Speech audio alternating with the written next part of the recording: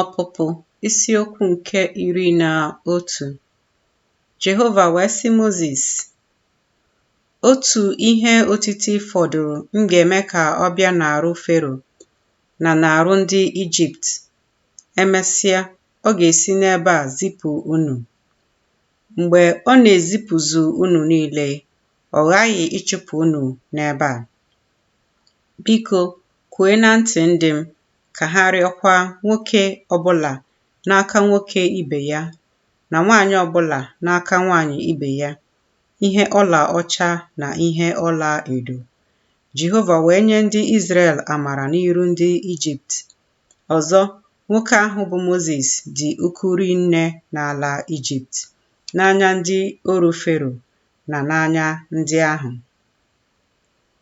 Mozis wee sị, otu a ka Jehova sịrị, dịka n'etiti abalị, mụ onwe m ga-anapụ jee n'etiti Ijipt.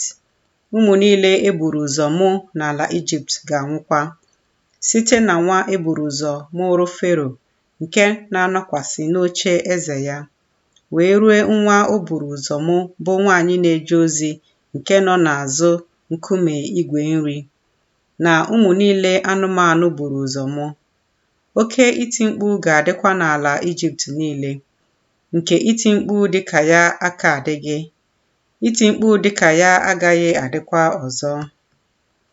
Ma imegide ụmụ Izrel niile, nkịta agaghị aragharị ire ya, imegide mmadụ maọbụ anụmanụ, ka unu wee mara na Jehova na-akpa oke n'etiti ndị Ijipt na Izrel. Ndị oru gị ndị a niile ga-arịdakwute m, kpọọ isi ala nye m, sị, pụọ gị onwe gị na ndị niile nke nọ n'ụkwụ gị. Emesịa, m ga-apụ. O wee si n'ebe Fero nọ pụọ n'iwe dị ọkụ. Jehova wee sị Mozis, Fero agaghị ege unu ntị, ka ihe ebube m wee dị ọtụtụ n'ala Ijipt. Mozis na Erọn wee mee ihe ebube ndị a niile n'iru Fero. Ma Jehova mere ka obi Fero dị ike, o zipụghịkwa ụmụ Izrel n'ala ya.